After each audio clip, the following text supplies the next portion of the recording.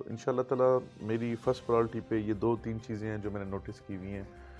خان بلہ کے بائی پاس اور ہمارے برج ہو گیا، اور اس کے علاوہ اللہ پاک نے چاہا تو انشاءاللہ تعالیٰ ہمارا سی پیک کا انٹرچینج بھی میں یہاں کوشش ہے کہ میں اپنے علاقے میں لے آؤں کہ یہ ادھر پرنڈا محمد پناہ میں ایک انٹرچینج ہمارا بنا ہوا ہے، جی لیکن وہاں سے ہیوی ٹریفک کا کراس ہونا بڑا مشکل ہے. جی تو میں ادھر لے آؤں گا تو وہ میرے اگر 256 حلقہ میں بن جائے گا، وہ میری ایفرٹس کے اوپر ہے. تو وہ میں انشاءاللہ تعالیٰ اگر اللہ پاک کو منظور ہوا تو میں ضرور اپنی کوششوں میں اس کو بھی میں شامل رکھوں گا. مبین صاحب، اگر موجودہ ملک کی صورتحال کے حوالے سے ہم بات کریں تو آپ کیا تبصرہ ہے؟ ملک کس سمت جا رہا ہے؟ تھوڑا سا گائڈ کیجیے گا. جام صاحب، بڑا خوبصورت سوال ہے آپ کا.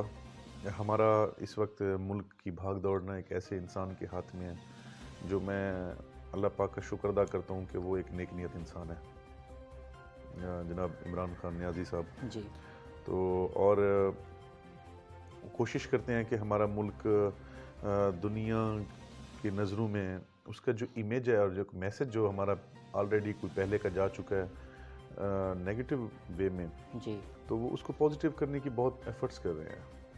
اس میں ہمارا آپ دیکھ لیں کہ IMF کے قرضے دیکھ لیں، ہمارے ملک کی حالات میں دہشت گردی کا حالات دیکھ لیں. تو میں یہ اللہ پاک کا شکر ادا کرتا ہوں. خان صاحب کی جو ٹیم ہے میں اس پہ تو خیر نہیں، لیکن خان صاحب پہ یہ ضرور سوال یہ ان کے اوپر کہہ سکتا ہوں کہ وہ ایک نیک نیت انسان ہے، وہ کوشش کر رہے ہیں اچھے سے اچھا کرنے کی. باقی میں ان کے لیے دعا گو ہوں، اللہ پاک ان کے اس سفر میں اللہ پاک ان کا حامی و ناصر ہو. تو باقی میں نہ ان کی کسی ٹیم کے اوپر کوئی اور کویسچن کر سکتا ہوں اور نہ ہی کوئی ان پہ اور بات. صرف خان صاحب کے لیے میں دعا گو ہوں بس.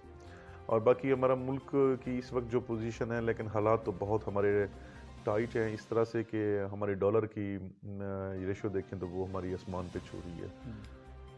ٹیکسز ہمارے آسمان پہ چلے گئے ہیں، قیمتیں ہماری بہت آسمان پہ چلی گئی ہیں. اور اس دوران میں ایک آپ نے کویسچن نہیں کیا، میں ویسے کرتا چلوں جی کہ میں بھی ایک ریکویسٹ کروں گا ہمارے عمران خان صاحب سے، ہمارے چیف منسٹر عثمان بزدار صاحب سے، جی کہ اس وقت جو ہماری معاشی پوزیشن بنی ہوئی ہے، کیونکہ ہمارے پنجاب کی معیشت کا انحصار زیادہ تر ایگریکلچر پہ ہے. جی تو اس وقت جو گنے کی پوزیشن ہے اور گندم کی پوزیشن ہے کہ گندم کا ریٹ کنفرم نہیں ہو رہا، کیونکہ سندھ گورنمنٹ میں 2000 کیا ہوا ہے اور 200 انہوں نے گنے پر من کے حساب سے کیا ہوا ہے. تو اگر مہربانی ہو سکے تو حکومت کو چاہیے کہ اس پہ غور کرے اور یہ ریٹس بڑھانے چاہیے، کیونکہ کسان کی کمر بہت ٹوٹ چکی ہے. اس میں اب اتنی ہمت نہیں ہے کہ وہ آ کے مہنگائی کا مقابلہ کرے اور لڑے اس سے. تو برائے مہربانی جی گندم کے ریٹس کو بھی بڑھایا جائے اور گنے کے ریٹس کو بڑھایا جائے، تاکہ ہمارے علاقے کے اور ہمارے جو ادھر کی عوام ہے وہ بھی خوش و خرم ہو سکے، اور خاص کر ساؤتھ پنجاب کی، کیونکہ ساؤتھ پنجاب میں صرف ایگریکلچر ہی ہے، کوئی ہماری بزنس اسٹیٹ نہیں ہے. تو یہ شوگر ملز صاحبان یہ تو ہیں، تو ہم نے گنا دینا ہے، یہ تو پھر بھی حکومت میں آ کے پھر چلے جاتے ہیں اوپر. جی تو جو ٹوٹ جاتا ہے تو وہ ہمارا کسان ٹوٹ جاتا ہے، جس میں میں بھی ایک کسان ہوں، یہ بات نہیں ہے. کافی سارے ہمارے سیاستدان ہیں وہ کسان ہیں، اس ونگ کا حصہ ہیں. تو ہمارے پنجاب کے لیے اور ہمارے کسانوں کے لیے یہ ہے کہ ہمارے ان پہ غور فرمائیں اور گنے کا اور گندم کا خاص کر نہ ریٹ بڑھانا چاہیے. مہربانی. اگر میں سیاسی لیڈرز کے حوالے سے بات کروں تو آپ کے پسندیدہ لیڈرز کون ہیں جس کو آپ پسند کرتے ہوں؟ جام صاحب، انسان سیکھتا رہتا ہے، ماں کے گود سے لے کر اور لحد تک، جی جب تک انسان کا یہ سفر ہے اس میں انسان سیکھتا ہی رہتا ہے. تو میرا سیاسی لیڈر جو پسندیدہ لیڈر ہیں اس میں میں، کیونکہ انسان اپنے گھر میں اپنی فیملی کو زیادہ تر پریفر کرتا ہے، جو ان کے سامنے ہوتے ہیں ان کو ایک پرسنالٹیز ہوتی ہیں. سیاست کی پرسنالٹیز میں اگر پریفر کروں گا تو میرے لیے ایک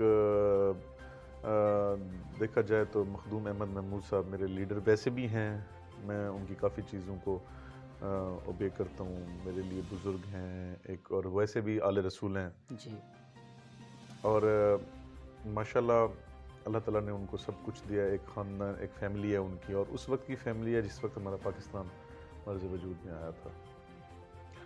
تو میرے لیے پرسنالٹی ہیں تو مخدوم احمد محمود صاحب، میں ان کو کافی اوبے کرتا ہوں اور ان کی چیزوں کو میں پک کرتا ہوں. اور ان میں اگر ان کے بعد اگر دیکھا جائے صوم صلات میں اور مطلب ایک بزرگیت میں، تو وہ پھر میں مخدوم سید احمد المنور صاحب کو، کیونکہ میرے یہ تو میرے عزیز بھی ہیں ویسے بھی، جی تو عزیز ہونے کے علاوہ بھی نا بزرگ ہیں، جی اور اللہ پاک نے ان کو ایک جو عطا فرمائی ہے اہلیت، تو وہ ان کے اندر ایک یہ ہے کہ روحانیت ہے بزرگ ہونے کی، تو ان عزت کرنا، ان کی اوبے کرنا، تو میں ان کو بھی کافی زیادہ پک کرتا ہوں. میرے لیے کافی قابل احترام ہے وہ. مبین صاحب ماشاء اللہ ہمارے ایم این اے مبین عالم انور صاحب ایم این اے ہیں، تو اس حلقے میں کیا ڈیولپمنٹ کروا رہے ہیں؟ روڈز کے حوالے سے بات کریں تو اس حوالے سے تھوڑا بتائیں. حجام صاحب، میں پہلے تو گزارش کرتا چلوں، وہ مبین احمد صاحب ہیں، مبین عالم صاحب نہیں ہے، ان کا نام مبین احمد صاحب ہے. ٹھیک ہے. تو میں اس وقت ایک چیز نوٹس کی ہے کہ وہ ماشاءاللہ حلقے میں بہت اچھے کام کروا رہے ہیں، کیونکہ ہمارے کام ہو رہے ہیں. ہمارے حلقے میں وکلڑا سائڈ پہ، لیاقت پور سائڈ پہ، فیروزہ سائڈ پہ، اور خاص کر ہماری خان بلا کی سائڈ پہ انہوں نے کہ روڈز کے جو پروجیکٹس ہیں وہ کافی سارے امپلیمنٹس ہو چکے ہیں. اور آپ نے دیکھا بھی ہوگا اس سائڈ پہ مخدوم صاحب کی کاوشوں سے کافی سارے ماشاءاللہ کام ہو گئے ہیں، اور اس میں ٹف ٹائل ہو گئی سولنگیوں میں، اور الحمدللہ اللہ پاک نے ان کو ویسے بھی سب کچھ دیا ہوا ہے، ان کو کسی چیز کی کمی تو نہیں ہے. جی. تو اور کر رہے ہیں.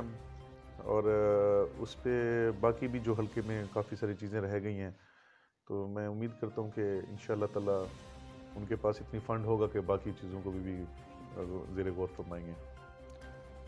اگر میں آپ کی روٹین کی بات کروں تو آپ اپنے دن کا آغاز کیسے کرتے ہیں اور دن میں آپ کی کیا مصروفیات ہوتی ہیں؟ جام صاحب، صبح اٹھنا، نماز پڑھنا، وہ تو میرے خیال میں کوئی بھی پولیٹیشین ہو تو الحمدللہ ہر پولیٹیشین کی ایک ہیبٹ ہوتی ہے. جی.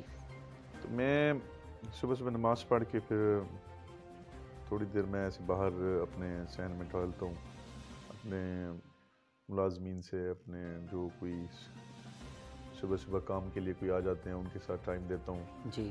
تو باہر